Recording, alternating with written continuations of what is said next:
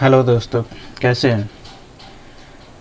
हमने भारतीय इतिहास के प्रश्न और उत्तर के साथ व्याख्या की एक श्रृंखला शुरू की है, जिसका आज पार्ट 2 है, जिसमें सभी एग्जाम्स को देखते हुए बहुत ही महत्वपूर्ण क्वेश्चन के साथ उत्तर और व्याख्या भी सम्मिलित है।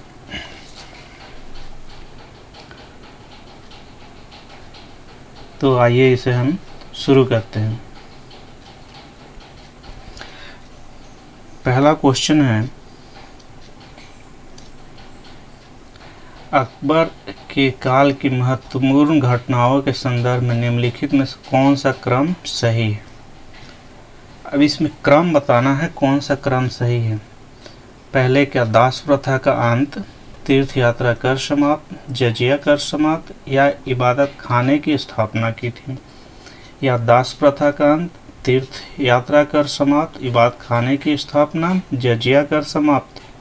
या सी, पहले तीर्थ यात्रा कर समाप्त या दास प्रथा, फिर जजिया कर, फिर इबादत खाने की स्थापना। या डी, दास प्रथा का अंत, फिर जजिया कर समाप्त, फिर इबादत खाने की स्थापना, फिर तीर्थ यात्रा कर समाप्त। अब इसमें हमें बताना है कि ये कौन सा क्रम सही है। तो इसका क्रम कौन सा सही है। ए, पहले इन्होंने दास प्रथा का अंत किया, फिर तीर्थ यात्रा कर समाप्त, फिर जजिया कर समाप्त, फिर इबादत खाने की स्थापना। अब इसकी व्याख्या देख लेते हैं। तो अकबर ने दास प्रथा का अंत कब किया था। 1562 ईस्वी में। और तीर्थ यात्रा कर समाप्त 1563 ईस्वी में। जजिया कर 1564 ईस्वी और इबादत खाने की स्थापना की थी 1575 ईस्वी में। इसके साथ साथ अकबर ने 1576 ईस्वी में मजहर की घोषणा की तथा 1582 में तौहीदे इलाही की घोषणा की। बढ़ते हैं दूसरे क्वेश्चन की ओर। दूसरा क्वेश्चन है, अकबर की राजपूत नीति, कौन सी नीति। राजपूत नीति के संदर्भ में निम्नलिखित कथनों पर विचार कीजिए। साम्राज्य विस्तार के क्रम में उसने सबसे पहला आक्रमण मालवा पर किया था।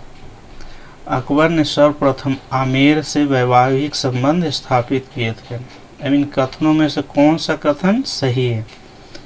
क्या केवल एक सही है, या दो, या केवल दोनों सही है, या दोनों गलत हैं। तो इसमें कौन सा सही है। दोनों सही है। व्याख्या देखते हैं। तो साम्राज्य विस्तार के क्रम में अकबर ने अपना पहला आक्रमण 1561 ईस्वी में मालवा के शासक बाज बहादुर पर किया।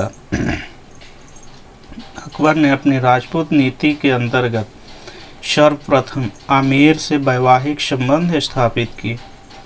उल्लेखनीय है कि आमेर के शासक भारमल की पुत्री हरखाबाई से विवाह किया। बढ़ते हैं नेक्स्ट क्वेश्चन की ओर। अकबर के गुजरात आक्रमण के संदर्भ में निम्नलिखित में से कौन सा कथन सही नहीं है। कौन सा कथन सही नहीं है। उसने यानी अकबर ने 1572 ईस्वी में गुजरात पर आक्रमण किया। आक्रमण का मुख्य कारण गुजरात की समृद्धि तथा विश्व व्यापार का प्रमुख स्थल होना था। गुजरात अभियान के दौरान ही अकबर ने पहली बार पुर्तगालियों से भेंट की। गुजरात विजय के उपलक्ष्य में अकबर ने आगरा नगर बसाया। तो इसमें से कौन सा सही नहीं है, ये हमें बताना है। कौन सा सही नहीं है।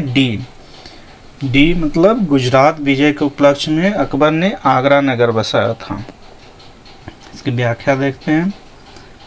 डी गलत है, क्योंकि अकबर ने गुजरात विजय की स्मृति में राजधानी फतेहपुर सीकरी में बुलंद दरवाजा का निर्माण कराया था, जबकि आगरा शहर की स्थापना किसने कराई थी। तो सिकंदर लोदी ने। अकबर 1572 ईस्वी में गुजरात पर आक्रमण किया, जिसका कारण इसकी समृद्धि एवं विश्व व्यापार का प्रमुखतम केंद्र स्थल होना था। अपने गुजरात विजय अभियान के दौरान ही अकबर ने पहली बार समुद्र देखा था। यही पहली बार पुर्तगालियों से भी मिला था। कौन? तो अकबर मिला था पुर्तगालियों से गुजरात अभियान के दौरान। बढ़ते हैं अगले क्वेश्चन की ओर। अगला क्वेश्चन है, अकबर की दक्षिणी विजय के संदर्भ में निम्नलिखित कथनों पर विचार कीजिए। उसकी दक्षिण नीति मूल रूप से साम्राज्यवादी थी। अकबर ने दक्षिण के राज्यों में खानदेश, अहमदनगर, आसिरगढ़ को जीता था। खानदेश को दक्षिण का प्रवेश द्वार भी माना जाता है। इन कथनों में से कौन सा कथन सही है?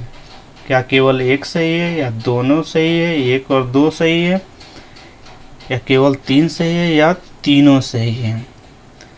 तो कौन सही है? तीनों सही है। एक, दो, तीन, तीनों सही है। की व्याख्या देखते हैं।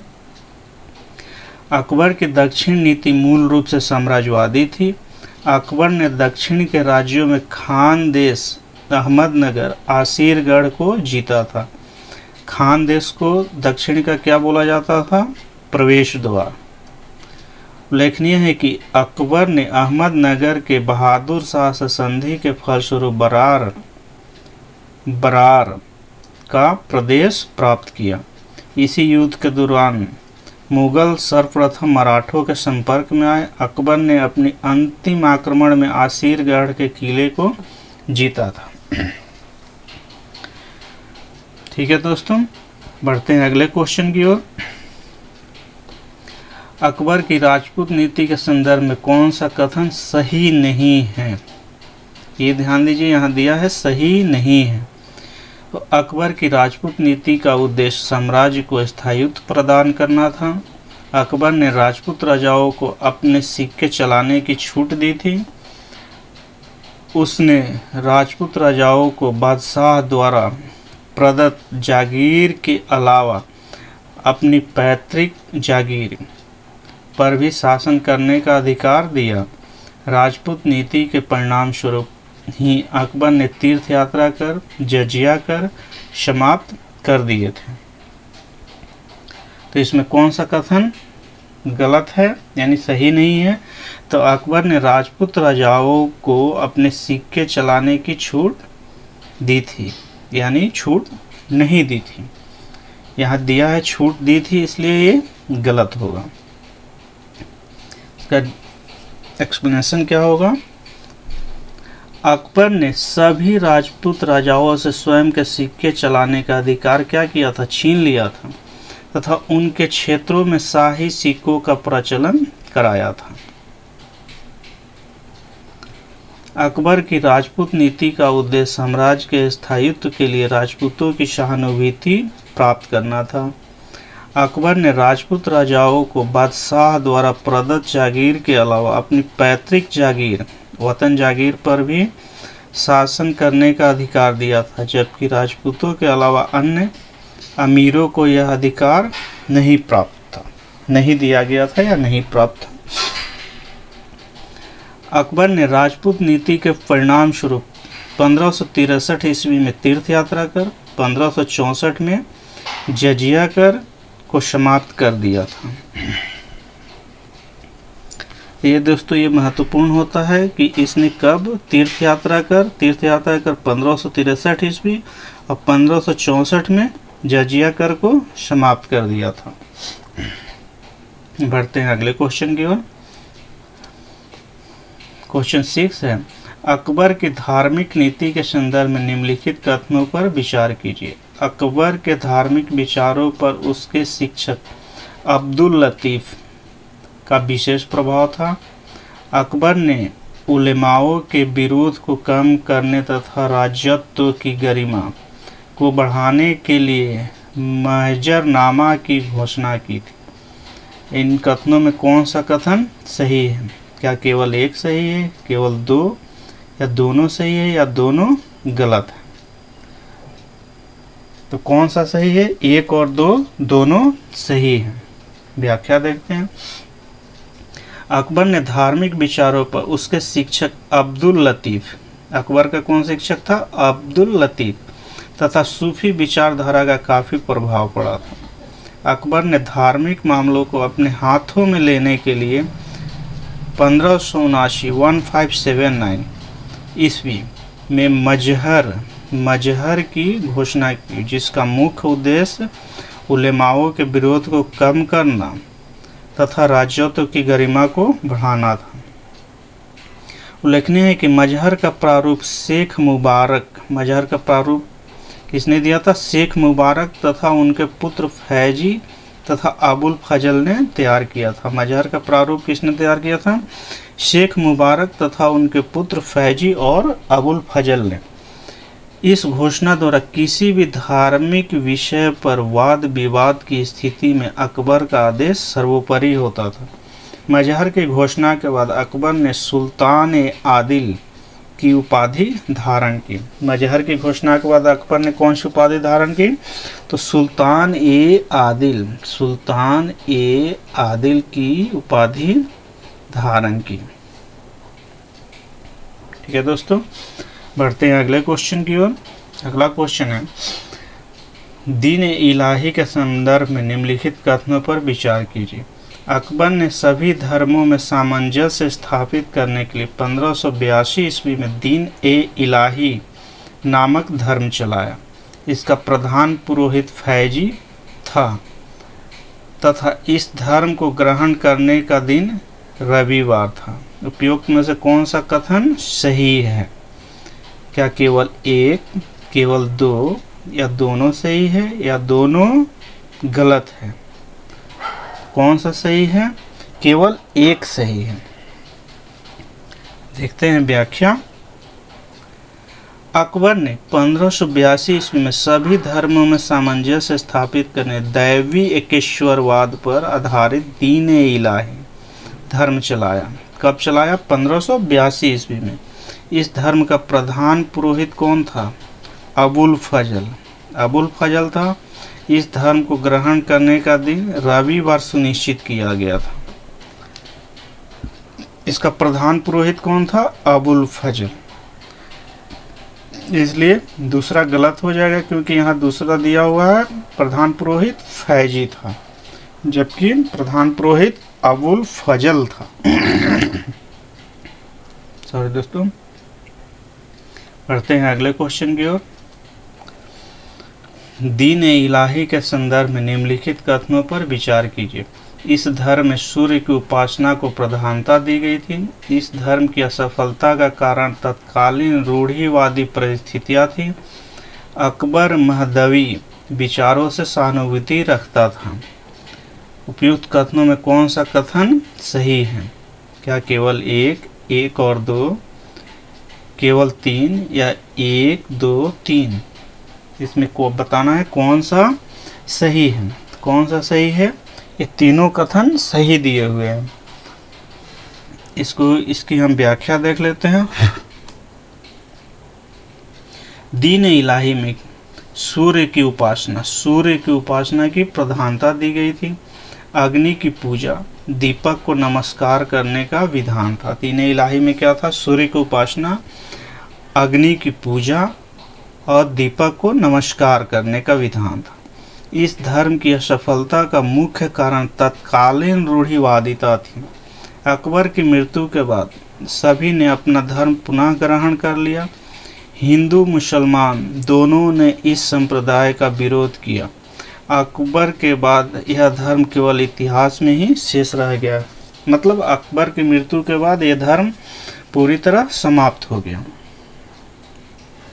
अकबर महदवी विचारों से सहानुभूति रखता था। महदवी विचारों से सहानुभूति रखने के कारण अकबर को मुल्लाओं के भारी विरोध का सामना भी करना पड़ा। अगला क्वेश्चन, अकबर द्वारा इबादत खाने में वाद विवाद हेतु आमंत्रित विभिन्न धर्मों के धर्माचार्यों के संदर्भ में निम्नलिखित युग्मों पर विचार कीजिए। जैन धर्म हरि विजय सूरी और जिनचंद्र सूरी। पारसी धर्म से कौन थे? दस्तूर मेहर जी राणा। ईसाई धर्म से मोंशेरात एका बीवा। अब इन कथनों में कौन सा कथन सही है? केवल 1, केवल 2 3, केवल 1 3 या 1 2 3? फिर कौन सा कथन सही है? ये तीनों सही हैं। व्याख्या देखते हैं। जैन धर्म से कौन संबंधित था? हरि विजय सूरी, जिनचंद्र सूरी। पारसी धर्म दस्तूर मेहरजी राणा। ईसाई धर्म एका वीवा और मोंशेरात। हिंदू धर्म देवी और पुरुषोत्तम। उल्लेखनीय है कि अकबर के दरबार में ईसाइयों को जेसुइट मिशन 3 बार आया। अकबर के दरबार में 1580 ईस्वी में फतेहपुर सीकरी आने वाले प्रथम जेसुइट का नेतृत्व फादर एका वीवा ने किया था।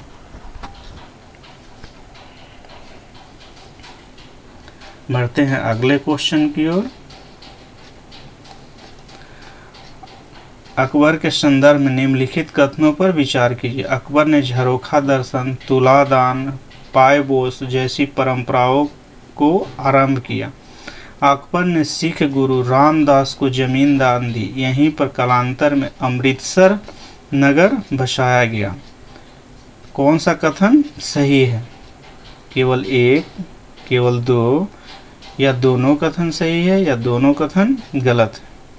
तो दोनों कथन सही है। इसकी व्याख्या देखते हैं। अकबर ने झरोखा दर्शन, तुलादान, पायबोस जैसी फारसी परंपराओं का आरंभ करवाया था। अकबर ने सिख गुरु रामदास को 1577 ईस्वी में 500 बीघा जमीन प्रदान की, जिसमें एक प्राकृतिक तालाब भी है, और यहीं पर अमृतसर नगर बसा और स्वर्ण मंदिर का निर्माण भी कराया गया। स्वर्ण मंदिर का जो निर्माण हुआ है वो जमीन किसने दी थी? अकबर ने। किसको? गुरु रामदास को 1577 ईस्वी में। ठीक है दोस्तों, थैंक यू फॉर वॉचिंग।